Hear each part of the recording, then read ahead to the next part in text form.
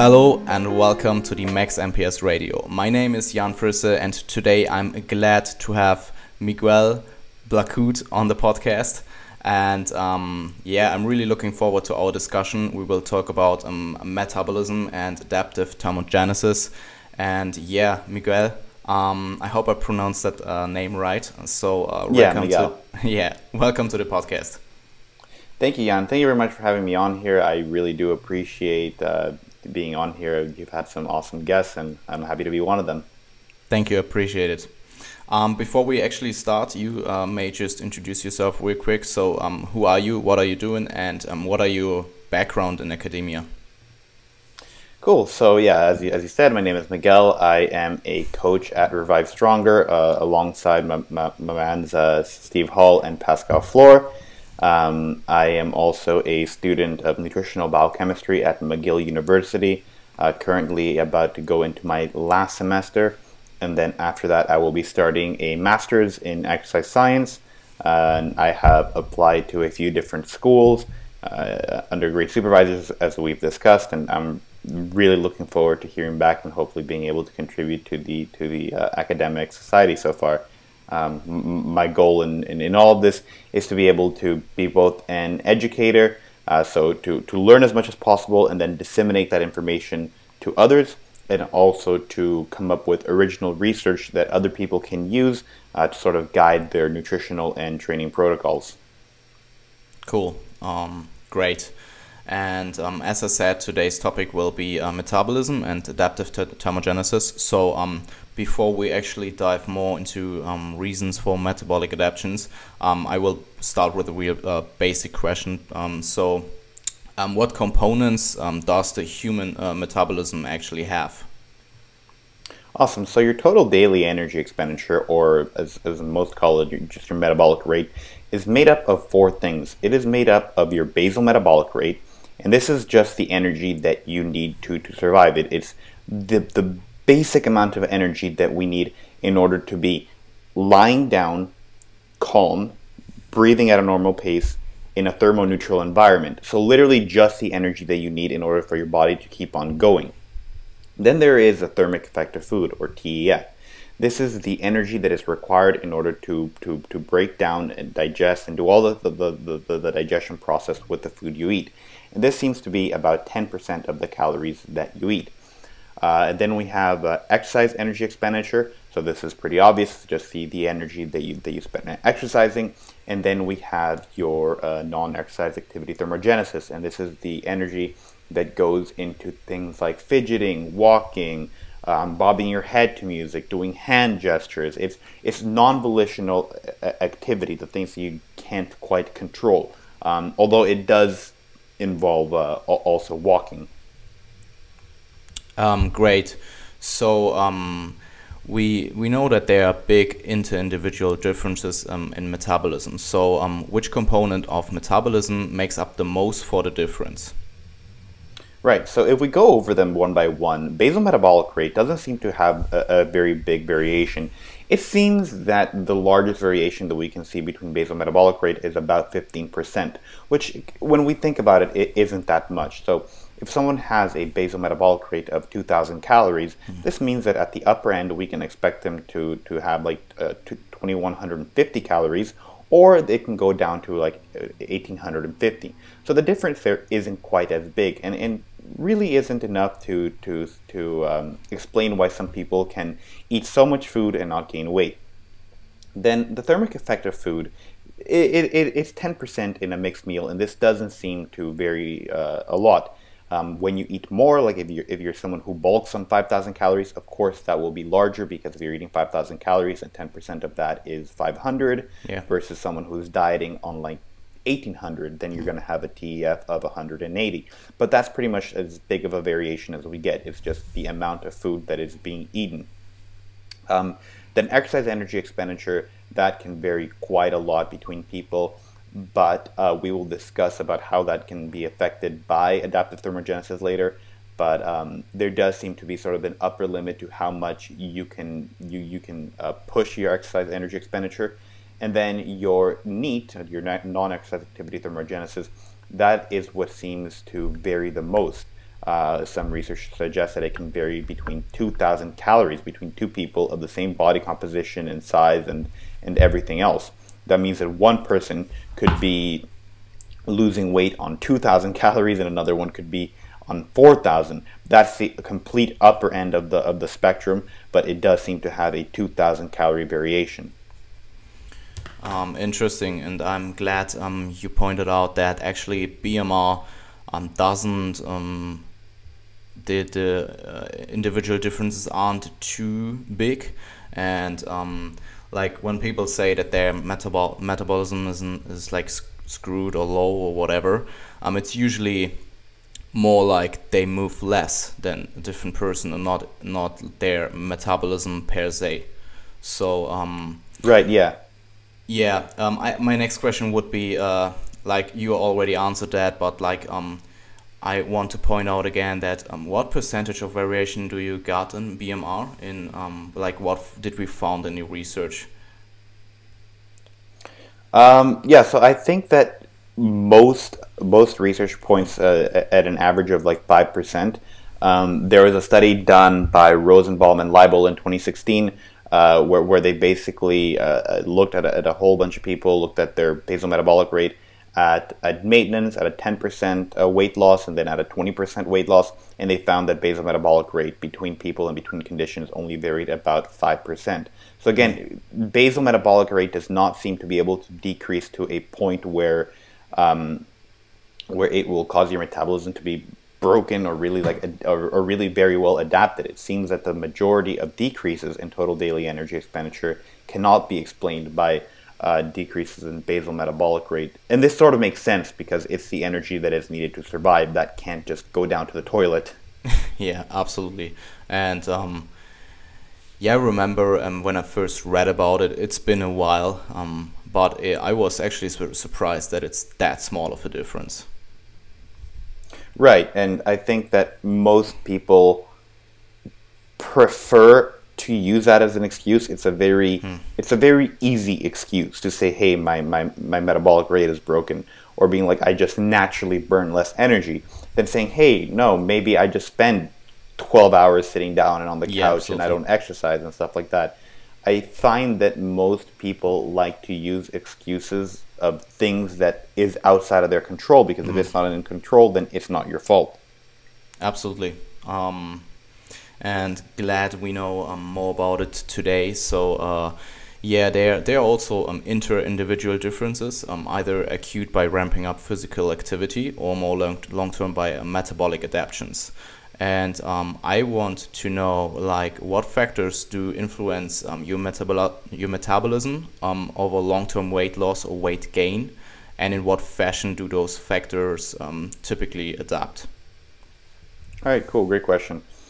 So there seems to be three ways in which exercise energy expenditure decrease or increase is sort of modeled. But before that, we sort of need to establish that when you lose weight, you are going to lose weight. You're going to have a smaller body to carry.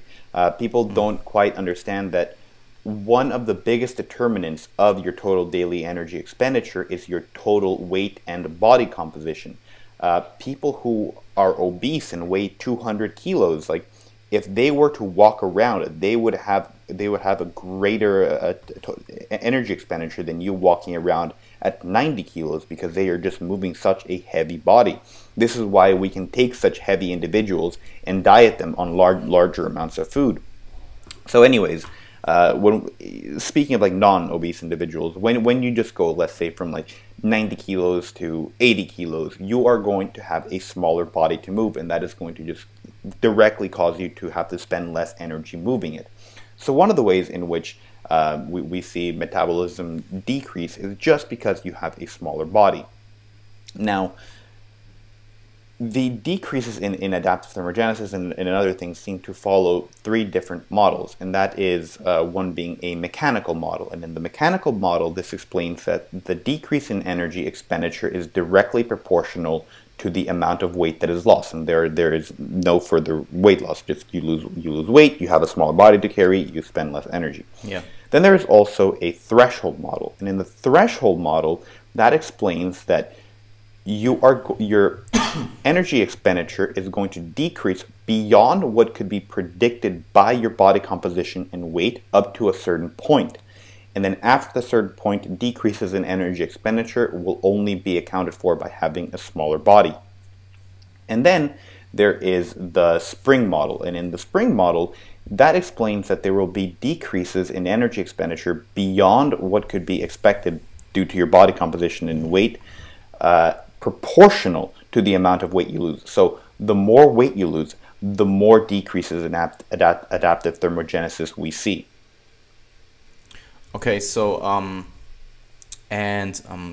so now we kind of cleared up what models we have, but like what factors then influence your metabolism over long-term weight loss or weight gain, and how do these factors relate to the models you just explained?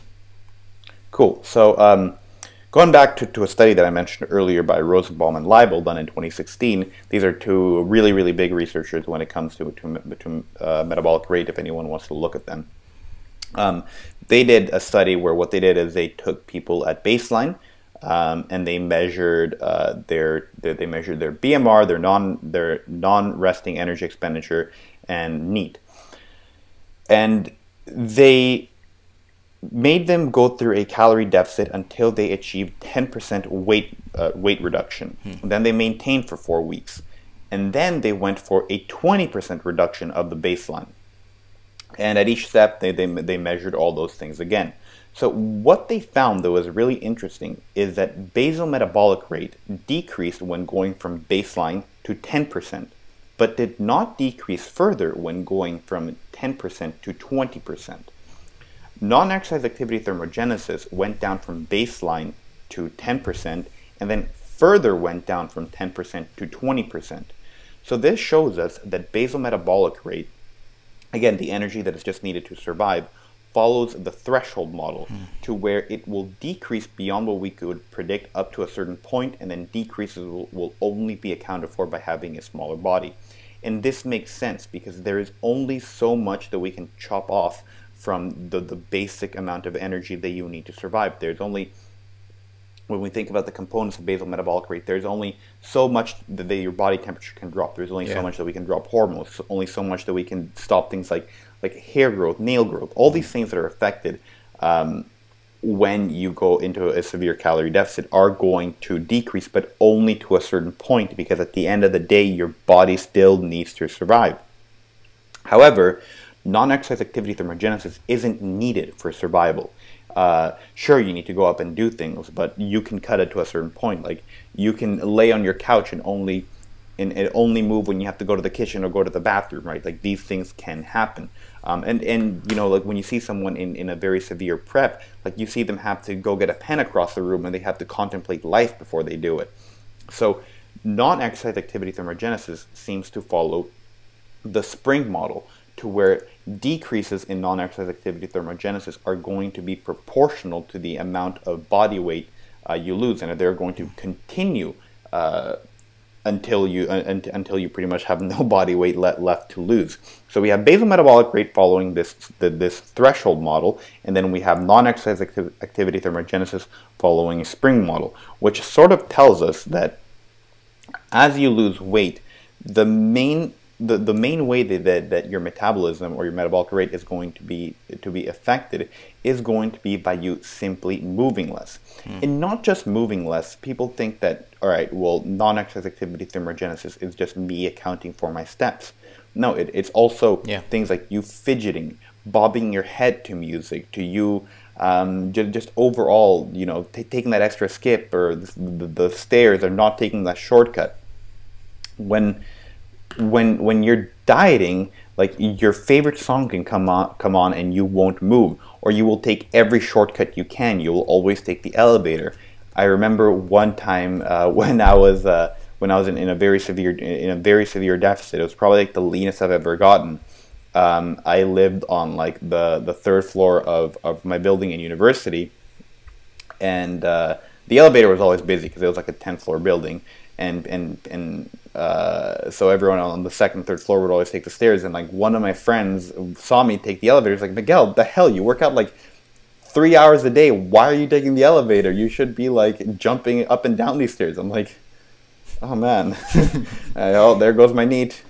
Yeah, can absolutely relate to that, and I found it pretty cool that you just mentioned all the symptoms that you get when you when you lose like a really significant percentage of your body weight. Which 20% is definitely. I don't know the population of the study out of my head, but I mean,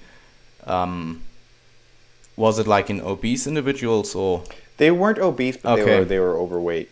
Overweight. So 20% is still a pretty big loss, and I actually find it pretty interesting that you mentioned all the symptoms, and like just anecdotally from things I heard from people that, for example, did a prep, like things like hair loss, or obviously we know from some case studies that your hormones will drop significantly. Like for example, your testosterone is pretty much at woman's level, if you and also things like temperature will drop, and people are always cold in prep, and it's pretty cool to see, and actually also a little bit horrifying how much impact the diet can have on just your living organism, if that makes sense.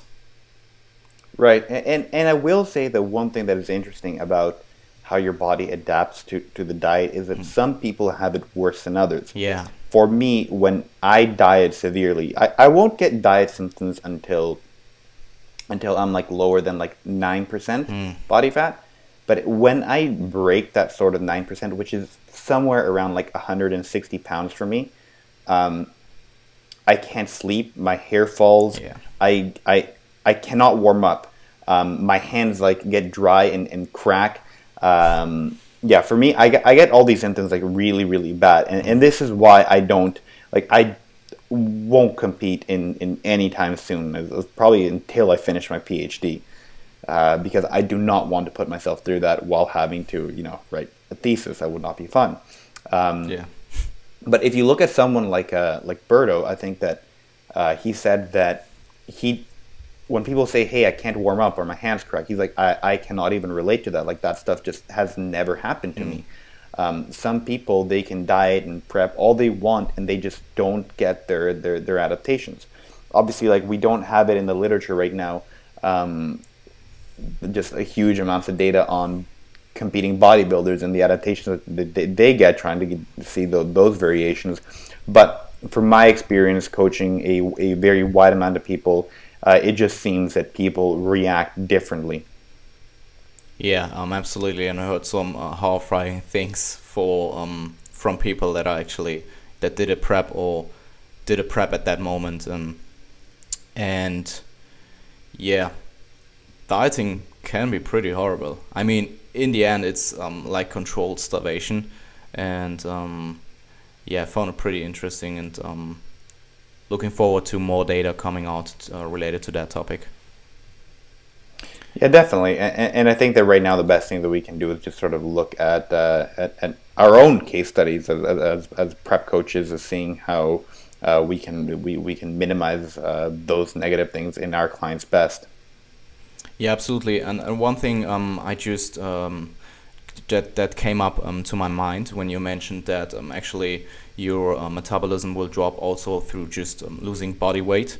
A lot of people got the misconception that muscle is hugely metabolic active, and I don't know the exact number out of my head, maybe you do, but muscle in itself, like just like 1 pound more muscle that you have hanging on you, will not increase your metabolism like super significantly.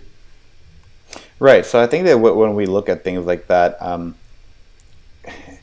people will compare someone who has like no muscle whatsoever to someone who has a significant amount of muscle and see like, hey, well, they're dieting on all these calories. And yeah, like then we see a difference. Like if you were to probably compare the metabolic rate, like my metabolic rate versus the one of like, I don't know, someone who's like as tall as like If we were to compare mine to like, I don't know, like Jared Feathers or Mike's or something, yeah, like sure, like then we're going to see a significant difference. Absolutely. But if you were to compare me to someone who is also like 190 pounds and just has like five pounds less of fat and 5 more pounds of muscle, then we aren't going to see a very large difference. And especially like when there are such big differences that can occur due to adaptive thermogenesis, then most of the differences when it comes to metabolic rate decreases are going to be due to that, and not because you have five more or less pounds of muscle. And also, those 5 extra pounds of muscle are going to take just such a long time to develop that it's really not something that's worth being like, oh well, I put on all this muscle, now my metabolic rate is going to be higher. Yeah, absolutely. And related to gaining, so I want to clear up that like metabolic adaptation works in both ways. And in the article you wrote for Revive, you mentioned a study. I think it's the study in twins, right? Where you No, it was another one, but yeah, I know which one you're talking about. Okay, yeah. I know. I read the one with the twin study where they overfed them with like, I think it was also like a 1,000 calorie a day. And they all responded like, I think even one twin pair even lost weight, if I remember correctly. And I mean, just think about it. You overfeed a person with like 1,000 calories a day with their predicted maintenance over, I don't know the exact time period, but it was probably around the same time the other study was. I don't know if you remember out of your head, but and they actually lose weight from this, and that's like so interesting because you just naturally wouldn't think that is possible. And I mean, those increases or even decreases are also related to need. So maybe you can dive a little bit more into that type of study and what the results were.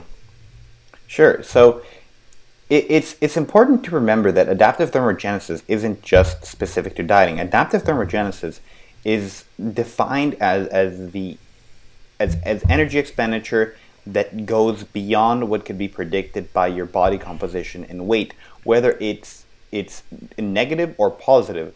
So in this study that we're talking about, it was a study done in 1999 by Levine et al., where what they did is they actually went through predicting people's calories. So it's not like they just established like, hey, all right, well, the average calorie intake is 2,000 calories, so therefore you're all eating 3,000. No, they actually measured each person's total daily energy expenditure, and from that overfed them by 1,000 calories every single day for a period of 8 weeks. So like that. Well, first of all, that's a study I'd want to do. That seems pretty cool. Overeating in the name of science. But so you have an excuse for binge eating, basically. Oh yeah, yeah, in the name of science. So they overfed them by 1,000 calories for overfed them by 1,000 calories for 8 weeks, and they measured body weight gain, they measured fat-free mass, they measured fat mass, and they measured NEAT. So when we look at the average response, that's not quite so interesting in that study specific, and I like to use the study to sort of point out that we can't just look at average responses. Yeah. It is important to look at where the data points lie, because if we were to only look at the average, then we wouldn't get such a cool thing from the study. But because we look at the data points, we can see that one person at the bottom end of the range only gained I think it was like 0.79 pounds, so 0.8 pounds, eating 1,000 calories every single day, only gained 0.8 pounds of fat. On the upper end of things, there was one person who gained 9 pounds of fat. So we have almost a 10-fold difference of fat gain between two people, or between people eating 1,000 calories over their maintenance every single day. So the researchers tried to figure out, all right, well, what is driving these changes? And luckily, before the study started, they decided to measure non-exercise activity thermogenesis. And when looking at the response that we see in non-exercise activity thermogenesis, there was one individual. Well, first of all, again, the average in non-exercise activity thermogenesis was somewhere around 300 calories. Like they overfed 1,000 calories and they moved 300 calories more per day. But again, it's interesting to look at the individual data points. One person actually decreased their NEAT. I think NEAT decreased in that person by like negative 80 calories. And then one person increased NEAT by almost 700 calories per day. So this shows that when you overfeed someone, you can get very different responses. One person actually moved less. And then one person almost completely negated the effects of the 1,000 calories. The person who moved almost 800 more calories per day, or almost, I think it was 700 more calories per day, they only had a net calorie surplus of like 200 to 300 calories. So they probably could have like increased their total daily energy expenditure even more than what it was before, and gotten away with it without gaining much body fat at all. And if we think about big family dinners or Thanksgiving or holidays or anything like that, it sort of makes sense when we observe the behavior of people when they have a huge buffet-style meal. Some people will overeat and get sleepy and lie on the couch and just want to watch the Christmas special. Other people will overeat and are like, all right, now let's go shopping, or let's go play soccer or football. Let's go for a walk. Like, some people, you overfeed them and they just burn it right off. And I think if we want to look into like anecdotal experiences, an example of this is my father. My father is extremely lean and active, and my parents are both bodybuilders. But this one time yeah, it's fun. We went to Paris with my dad and my mom, and we ate a stupid amount of food for dinner. And my mom and I, like, we are the people who are going to increase probably energy expenditure more, but not to a stupid amount. My dad, we finished dinner at like 8, I think it was like 8. We walked from like 8 to 10 or something like that. And then my dad decided, all right, well, I'm going to go walk up the Eiffel Tower twice. And we're like, have fun. But like, it's not a forced thing. It's not like, and that's also kind of a pain in the ass, because anytime that you're with him and you overeat, like, he has to just spend all this energy. But this is what happens. Some people, you overfeed them and they will lie on the couch and get sleepy and just do nothing throughout the day. Other people, you'll overfeed them and it puts them in this like hyperactive mode. And it seems that these changes in non-exercise activity thermogenesis are what can explain the large differences between two people eating a very large amount of food and one person not gaining any weight at all, and then one person gaining all the weight. The people who are like, oh, I just look at a French fry and gain weight. There could be something to that. It's not just, hey, like, don't blame things on your metabolic rate. It could just be that their response to the food, if you will, is just lower than what someone else's would be. Yeah, absolutely fantastic, super interesting, and I'm just like, every time I read about this, like I read about NEAT or hear about NEAT, I just found it super interesting about these huge inter-individual differences, and your like example with your parents was just like, yeah, pretty interesting. So now we're going to talk about strategies that you can actually use to either for dieting or gaining. I will start with dieting. So what do you think is a good method of counteracting metabolic adaptions as good as you can when you're dieting? So I think that the more you can plan both the time before and after a diet and track and look at data, the better. And the reason I say this is because you need to sort of observe, and it's hard to do because NEAT is non-volitional activity, activity that you might not be aware of. You need to sort of observe how you talk, how you move, how you tap your feet, and then see how this applies to a dieting phase. So, for example, me, I move a lot, as you've probably seen if you're watching the video. I talk with my hands. If you could see me, my feet are tapping. I shake my body a lot. I am very expressive when I listen to music. So when I diet, all those things go down the toilet. Like you'll see me be here like a zombie.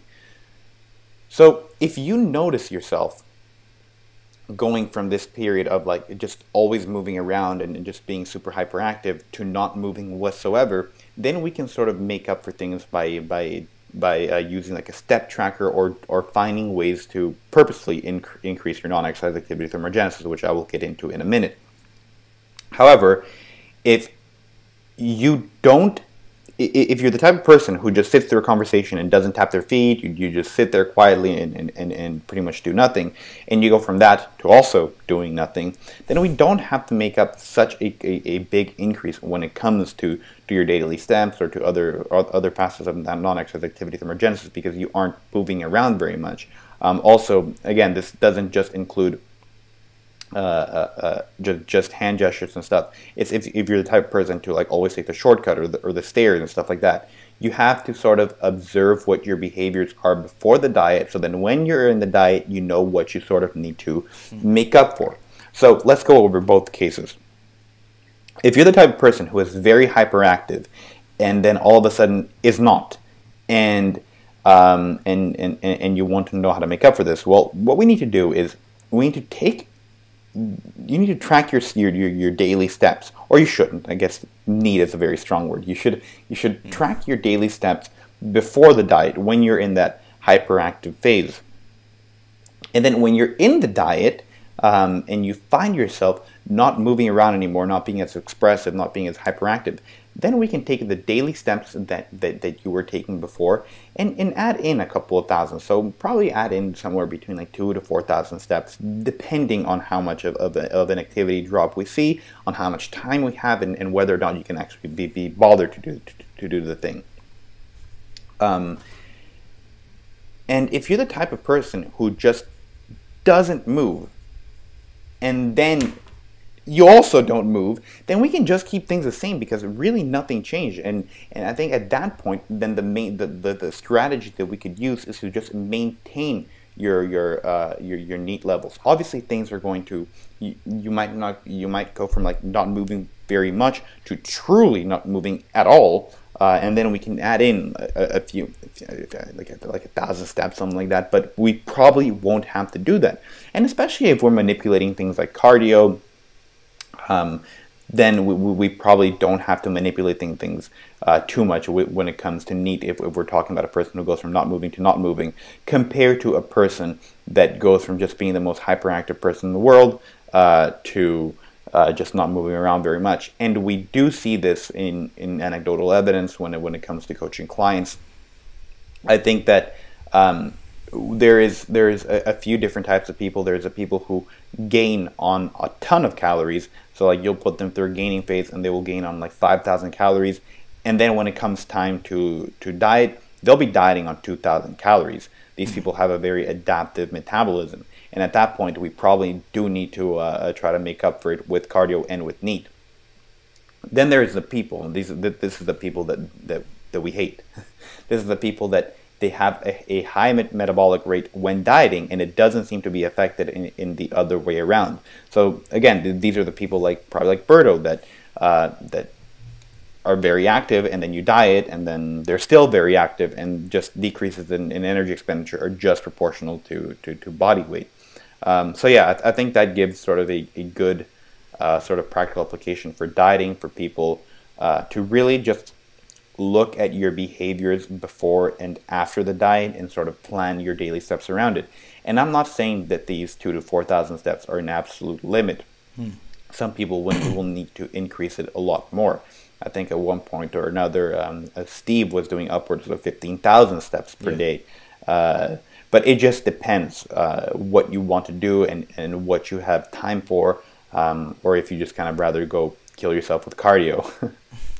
Yeah, on the time-related point, I think you can get a lot of steps in just by doing your regular activities and trying to maybe move a little bit more. So, for example, when I'm dieting, I always try to walk around between my sets, or just do the stairs instead of the elevator. I mean, kind of depends how many floors you get, but like usually it's even pretty much the same time going to going with the stairs versus the elevator, and things like just like real short ways. How do you say it? Like go to the supermarket instead of like doing the car and stuff like that will add up actually over the day, and that's something I recommend to my clients before I actually ask them if I hire their steps to do like a walk or something a day. Right, and I think that all those small behaviors really do add up, both in a gaining and dieting phase.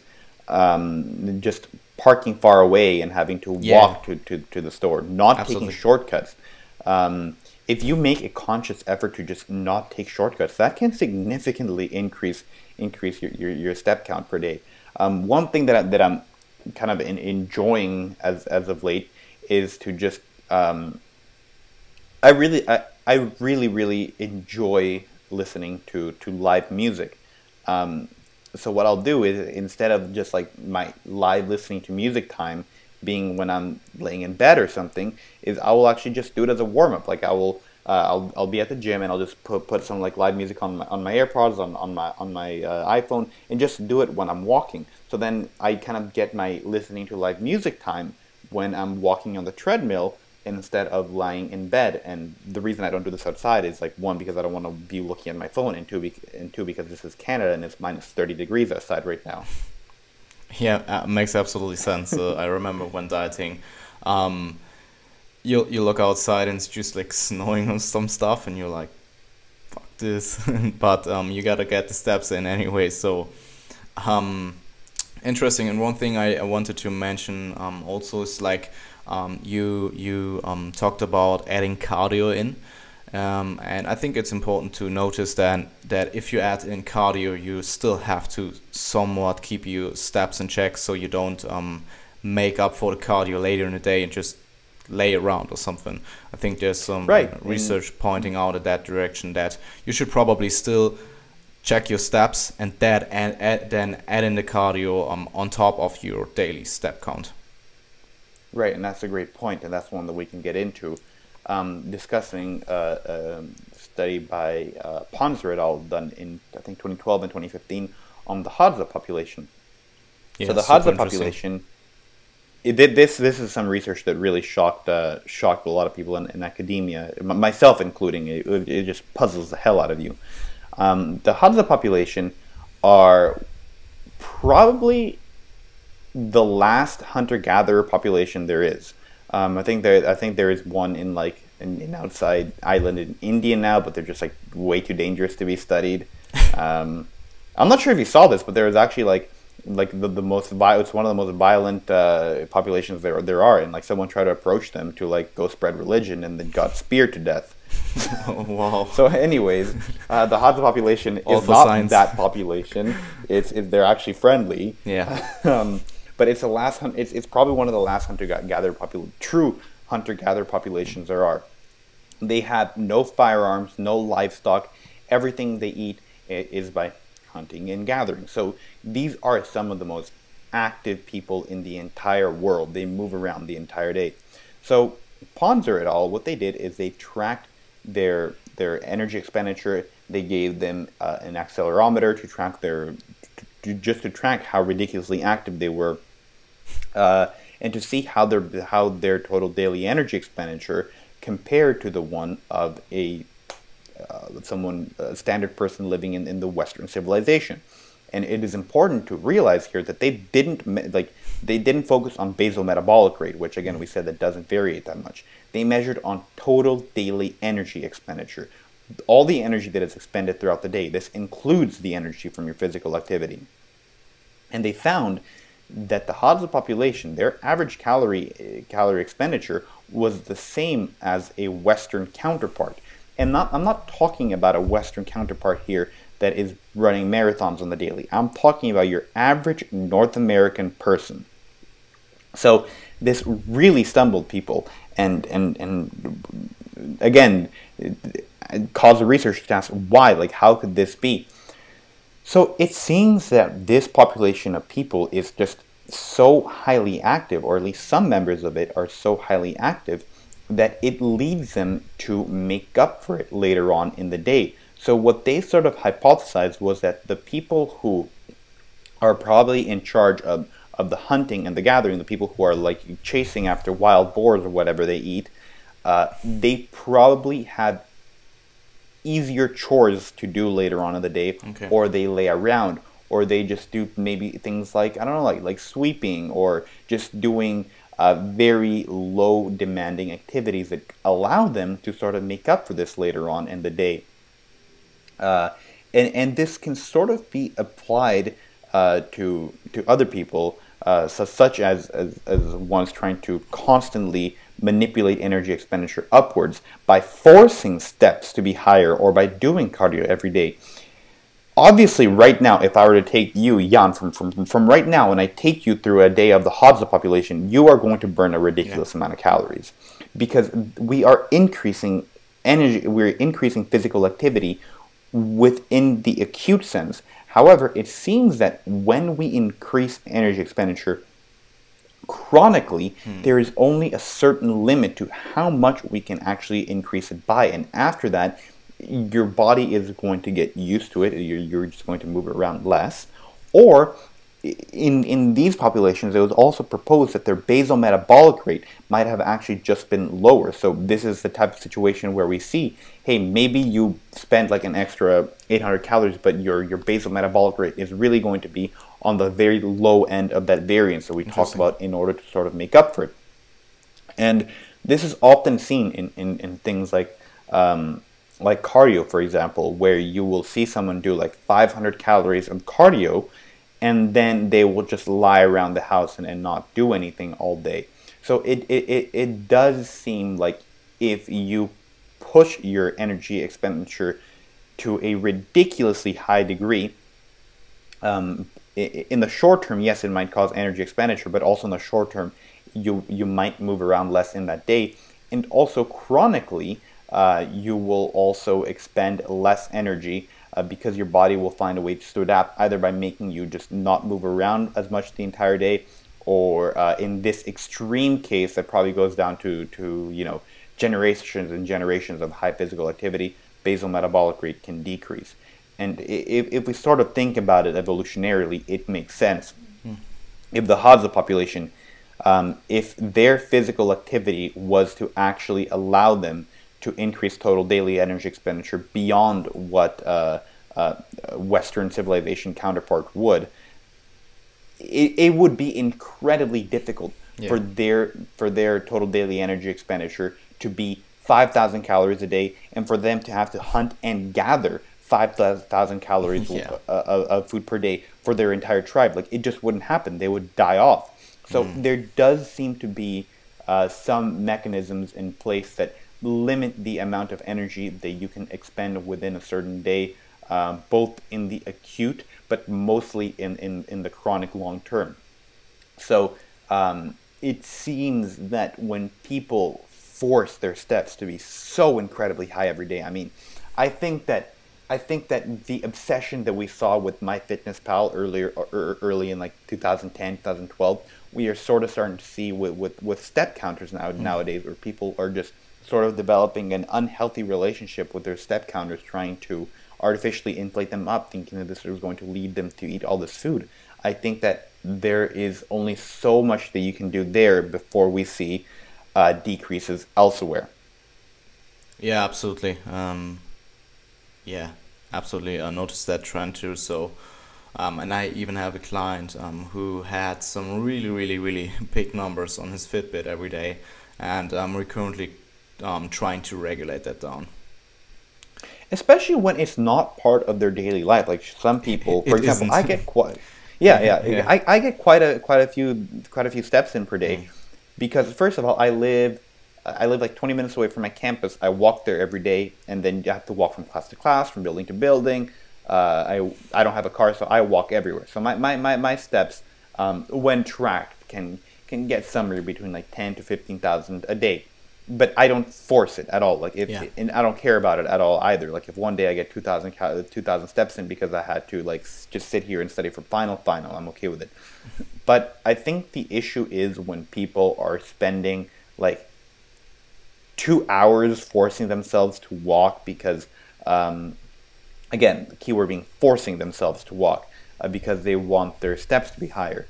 If you just enjoy walking, that's 100% fine. For example, in the summer, again, I love listening to music. So one thing that I'll do is I'll go walk my dog Bear for like an hour or two a day because I love walking in nature, listening to music.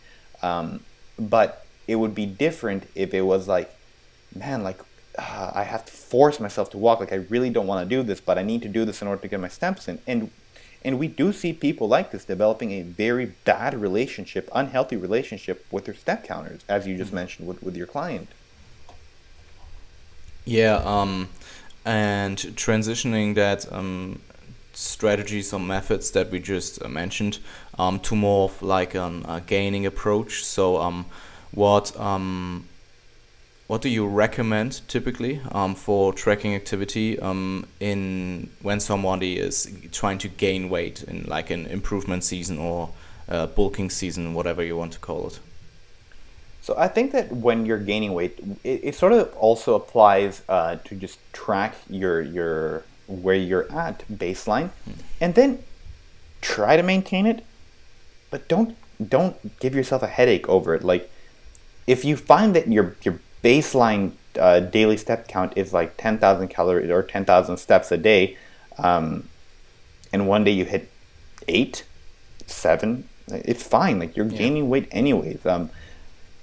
I think that a lot of the times now that we're into this sort of era of tracking all your macros and calories and stuff like that, the question that a lot of people sort of ask themselves is okay, how can I increase calories more? Like when you can put a number to it, it becomes easier to always want to do more and more and more because you can actually track the fact that you are eating more and more and more.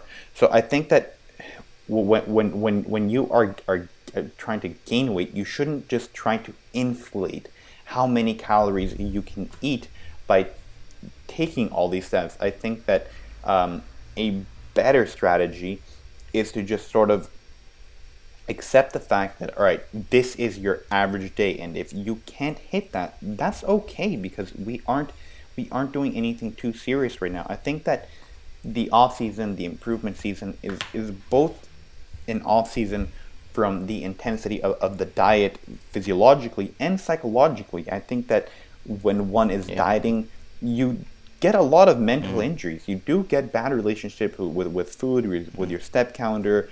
Everything seems so life and death. So in the off season, I think that it is a very good idea to not worry about it as much or not worry about it at all. Like it's okay to know your daily step count, but don't try to overly manipulate it. And again, don't try to get like 20,000 steps a day when your average is 10,000 in order to increase your total daily energy expenditure, because again, there does seem to be sort of an upper limit to whether or not you can do that, and it probably isn't the best thing for your relationship with food and exercise.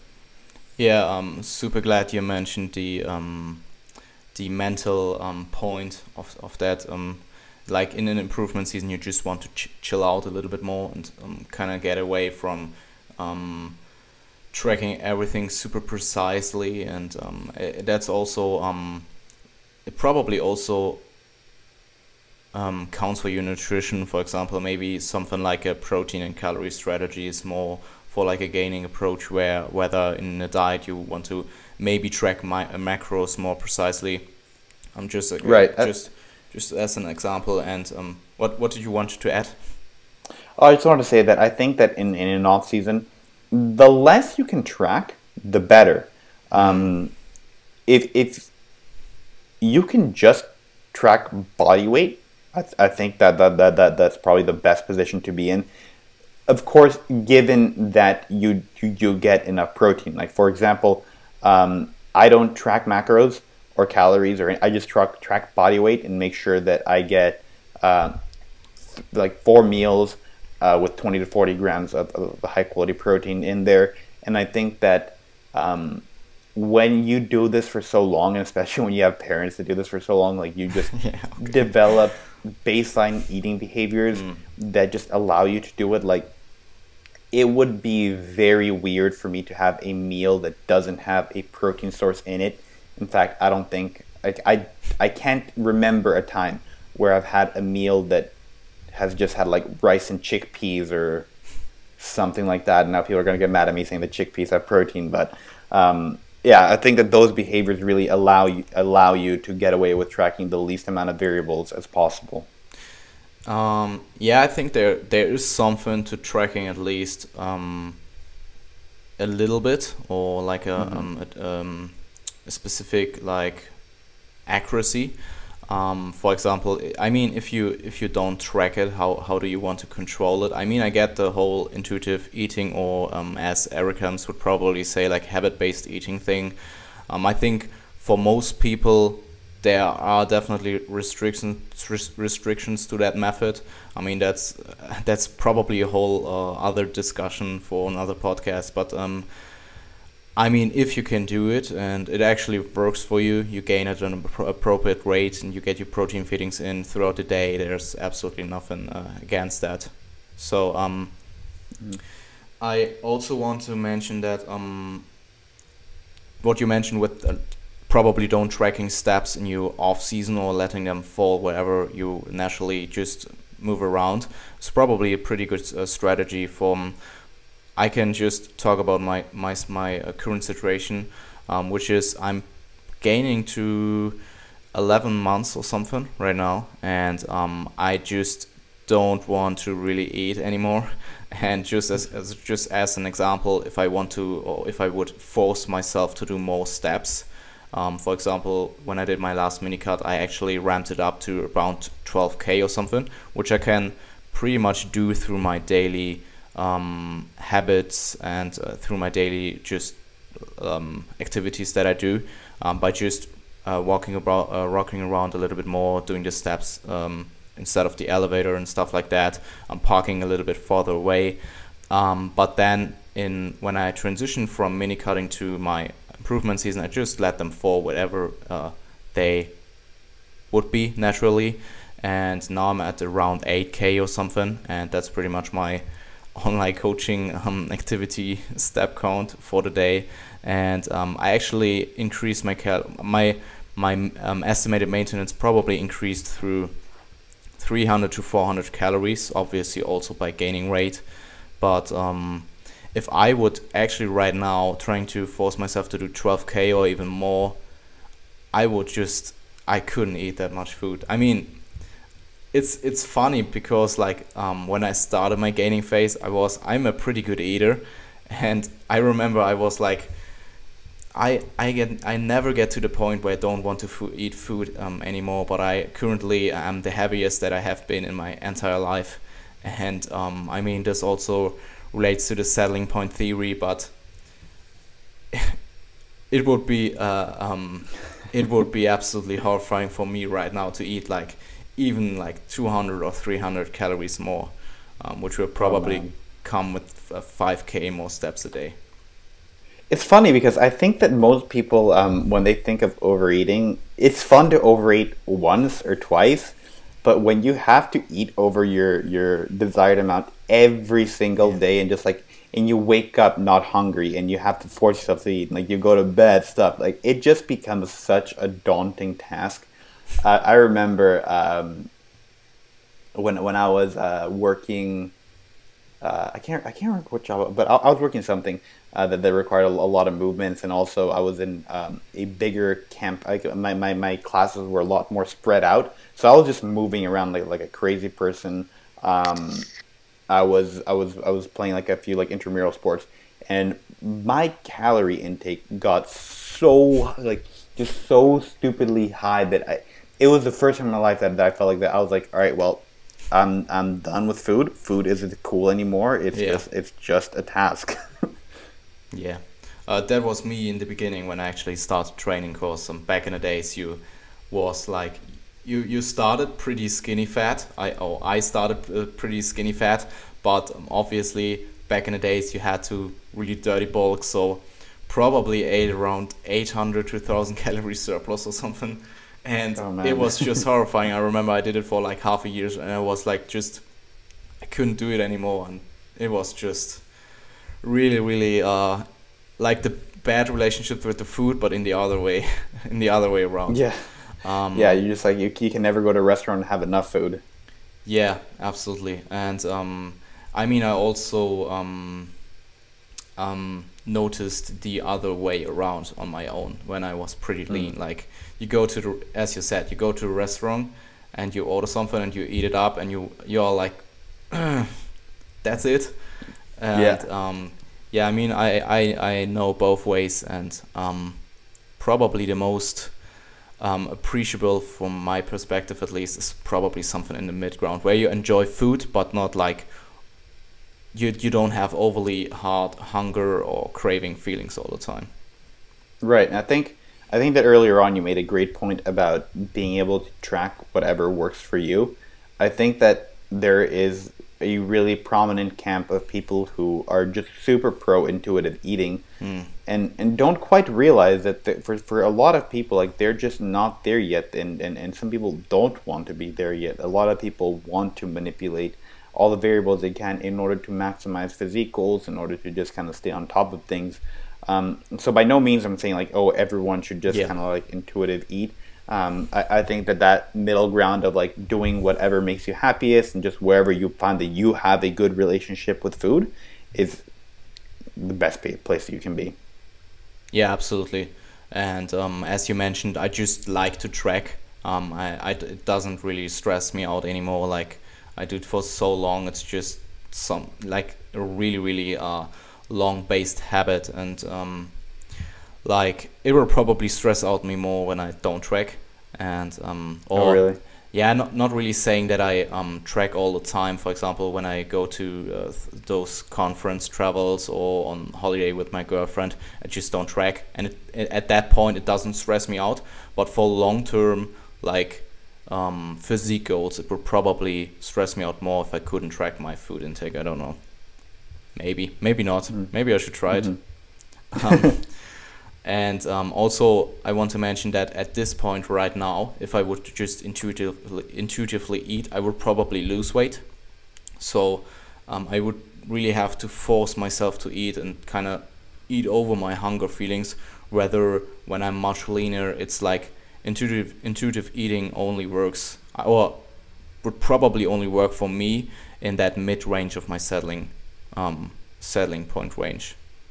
And I do think that that's a very valuable point, in that intuitive eating, it is useful for when you just kind of want to maintain weight, maybe slightly gain, slightly decrease, but I think that it does have limited application to when you really want to pack on some weight or when you really want to lose some weight, because again, your appetite, especially when you eat, I'm going to assume that you're eating mostly wholesome foods, like unprocessed, like not super refined foods. I think that is going to really regulate whether or not you can actually just consistently eat over or under your maintenance intake. Yeah. And the reason I say that it depends on these bro foods is because if you aren't very hungry, like a Pop-Tart has 300 calories. And you can eat that within like 3 seconds, which, you can sort of like bypass your natural intuition to eat. But if you're eating mostly wholesome, minimally refined foods, then it can become very hard to sort of get past your sort of like your intuition and just force yourself to either eat a lot more or less than you usually would. Yeah, absolutely. I mean, I'm currently eating a good portion of my calories from quote-unquote junk food, if I can say it like this, because I just couldn't eat it with like wholesome fibrous foods. And I mean, I still get my bases in check, of course. It's like pretty much the whole flexible dieting, or what flexible dieting is about, like getting your fiber in, your macros, your fruits, your veggies, and yeah, I still think that, I don't know if you know the concept of Mike Israel with his hedonic staircase. I'm pretty high at the hedonic staircase right now. Like, nice. So it's probably a good start to it's probably a good point for me to start my prep, or soon start my prep. It's probably a pretty good basis for starting a prep, but I probably couldn't gain a lot more weight if I want to without cutting first, or it would be a torture. Like, yeah. Cool, Miguel. Is there anything you want to add to the topic that we didn't discuss today? I think that's pretty much it. So I think that the main takeaway point is that when you're dieting, just sort of try to see where you are starting off, and like at your baseline. For example, like with you, like right now, you know what your baseline step count is. So when you diet, you know, like, all right, well, if I stop moving around, then I should probably increase steps by this amount.